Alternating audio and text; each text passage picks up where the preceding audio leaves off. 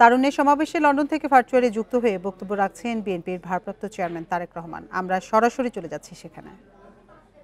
কর্ম পরিকল্পনা তুলে ধরার লক্ষ্যে আপনারা দেখেছেন গত এক মাসে সারা দেশের বিভাগীয় শহরগুলোতে তারুণ্যের সমাবেশ অনুষ্ঠিত হয়েছে।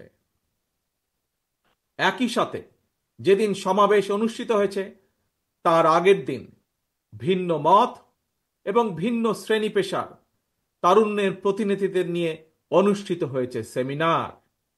তারা তাদের মতামত তুলে ধরেছেন কিভাবে এই দেশকে আমরা সামনে এগিয়ে নিয়ে যেতে পারি।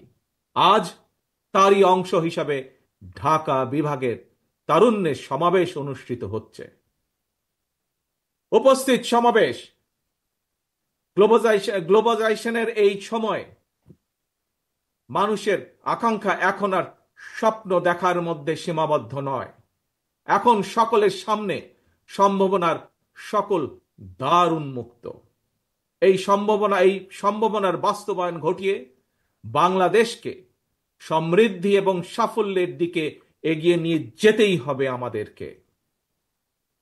আর কথামালার রাজনীতি নয়, বিএনপির আগামী দিনের রাজনীতি নিরাপদ কর্ম পরিবেশ এবং নতুন কর্মসংস্থান সৃষ্টির রাজনীতি।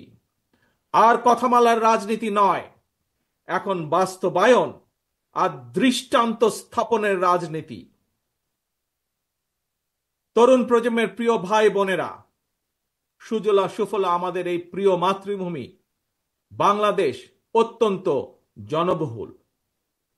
তবে আমরা যদি ডেমোগ্রাফিক ডিভিডেন্ড বিবেচনায় নেই তাহলে আমরা দেখতে পাব দেশের এই বহুল জনসংখ্যাকে যদি জনসম্পদে রূপান্তর করতে পারি তাহলে এই জনসংখ্যাই হতে পারে দেশের উন্নয়নের সবচেয়ে বড় নিয়ামক।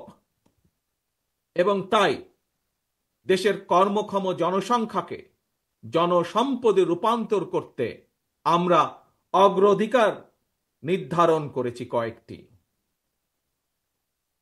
জনগণের জীবন মানের উন্নয়ন, নারী পুরুষ সবার জন্য নৈতিক মূল্যবোধ কর্মসূচি, কর্মমুখী শিক্ষা ব্যবস্থা, গ্রামীণ উন্নয়নে তথ্য প্রযুক্তির সর্বোচ্চ ব্যবহার, ক্ষুদ্র ও কুটির শিল্পের বিকাশ, দক্ষতা বাড়াতে ব্যাপক প্রশিক্ষণ কর্মসূচি চালু, কর্মসংস্থানের সুযোগ সৃষ্টি এবং জনশক্তি রফতানি, এমন কয়েকটি বিষয় অগ্রাধিকার তালিকায় রেখেই একটি জ্ঞান ভিত্তিক উন্নত এবং নিরাপদ মানবিক বাংলাদেশ গঠনের লক্ষ্যে বিএনপি স্বল্প এবং দীর্ঘ মেয়াদী পরিকল্পনা নিয়েছে, যার উপরে আমরা কাজ করছি। তারুণ্যের সমাবেশে লন্ডন থেকে ভার্চুয়ালি যুক্ত হয়ে বক্তব্য রাখছিলেন বিএনপির ভারপ্রাপ্ত চেয়ারম্যান তারেক রহমান।